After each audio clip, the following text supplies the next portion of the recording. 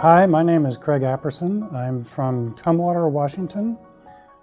In 2015, I was going through typical midlife assessment with my physician at the local level, and he noted some anomalies in my blood tests, sent them off to a hematologist at the local hospital, and they did some more tests, and then they found out after doing a bone marrow biopsy that I was diagnosed with acute myeloid leukemia. The local hospital, their treatment regime for AML was, well, essentially they gave me a year to live regardless of what treatment I did. And I said, okay, then I want a second opinion. And I knew where I wanted to come. I wanted to come to what was then called the Seattle Cancer Care Alliance, now Fred Hutch. And as soon as I sat down with the intake folks, which included Dr. Pam Becker and a number of other clinicians, what a difference. They walked me through their whole process for diagnosis. They showed me their computer algorithms that they were working from, and also shared with me some of the science behind what they were doing. So it was not a hard decision to get treatment here. The hard part was having to pick up and move from Tumwater to Seattle. And my wife and I lived in the Pete Gross house, and we were up here for 8 months, so we had to find somebody to house sit and dog sit for us while we were gone, and that worked out rather well. And it was great being up here. The entire culture that I discovered over time, and this is true of both the folks over here at the outpatient clinic as well as inpatient at UW, were totally supportive. And that's all levels of staff, from the intake schedulers to the nurses to the doctors. I have never seen the kind of collaboration that exists in this program. But it's real clear to me that leadership starts at the top, and the leadership in this organization has consistently supported patient-oriented approaches, and I felt it as a patient. I felt that you could talk to anybody in this organization and they would try to find a way to solve your problem. Nobody said, well, I think you need to talk to somebody else. That isn't what happens here.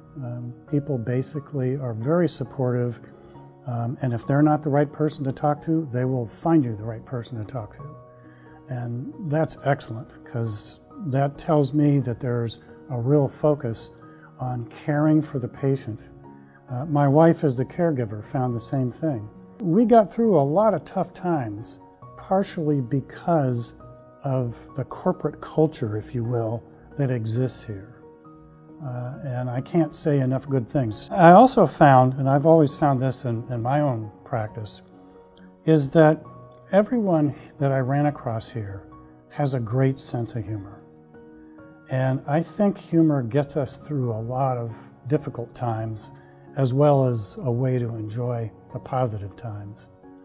And I found that, when people could enjoy and celebrate with you as a patient when you have advances in your treatment and things are going well, that's wonderful. It just feels very good inside that we can share that. It's a shared experience.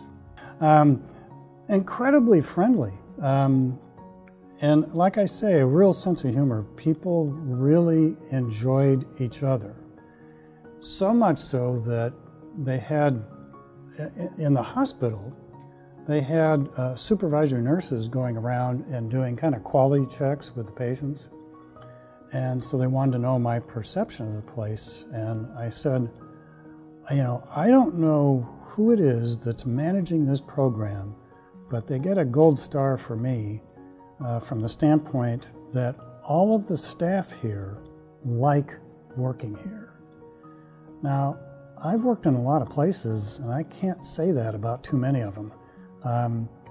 The esprit de corps that existed when I was going through treatment was phenomenal. And I said, you know, I would like to talk to the managers. And so the manager came down and we had quite a chat about the things that works for them. And I think this place has some gold in that regard. It's like people want to come and work here. And as a patient, you feel that. You feel the impact of the fact that people like where they're at. If there's friction, they covered it up pretty good. I didn't see it. Well, yeah, it's pretty easy to be thankful to all the folks here. I just want to reiterate, I was given a year to live, and here I am 8 years later. And it's because of what you folks have done to support me and my wife, and I really appreciate that. So there's a number of folks here that were here that aren't anymore, so I wish I could say to them, thank you for what you did at that time. And for those that are still here, keep up the good work, because I have talked to a number of people that I know since that time who've had cancer and have concerns about the kind of diagnosis they're getting or the treatment that they're getting. And I'm saying, you know, I'm a big fan of second opinions, and I know where I think you should go.